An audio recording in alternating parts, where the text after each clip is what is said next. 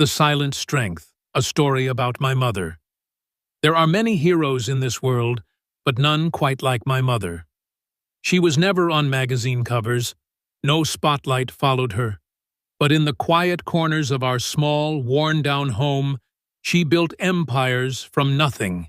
Empires made of hope, patience, and unshakable love.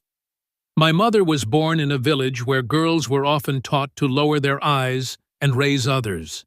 She had dreams, of course. She once told me she wanted to become a teacher, to stand in front of a classroom and help children find their voices. But her own voice was buried under poverty and early responsibilities. At just 13, she started working. By 17, she was married. By 18, she became my mother. I remember her hands most vividly, not because they were soft, but because they were always moving.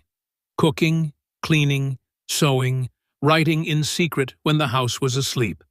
She stitched torn clothes with such care you'd think she was fixing hearts. We were poor, sometimes too poor for proper meals, often too poor for new shoes. But she never let us feel it. I once asked her why she never ate dinner with us. She smiled and said, "Mothers don't get hungry. They get full watching their children eat." That night I saw her crying in the kitchen, eating the last cold roti by herself. She was also the fiercest protector I've ever known. I once failed an exam and came home trembling. I had let everyone down, or so I thought. But she knelt beside me, brushed my hair, and said, "Marks don't measure your worth. Your kindness does. Your effort does. And I've never seen anyone try as hard as you." That night, I cried not because I failed, but because I realized how deeply I was loved. When my father left one winter night, he left behind silence and unpaid bills. We had nothing except her. She worked day and night, cleaning houses, stitching clothes, tutoring kids. She aged twice as fast and laughed half as much.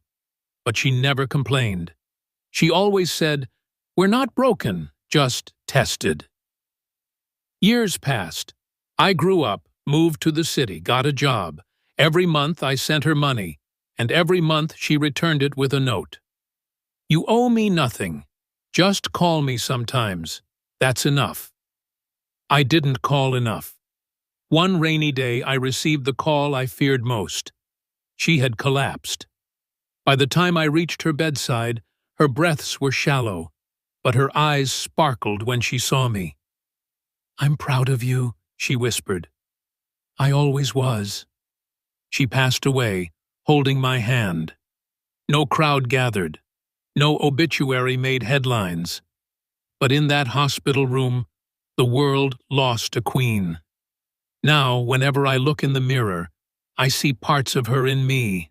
Her resilience, her quiet fire, her unmatched capacity to love.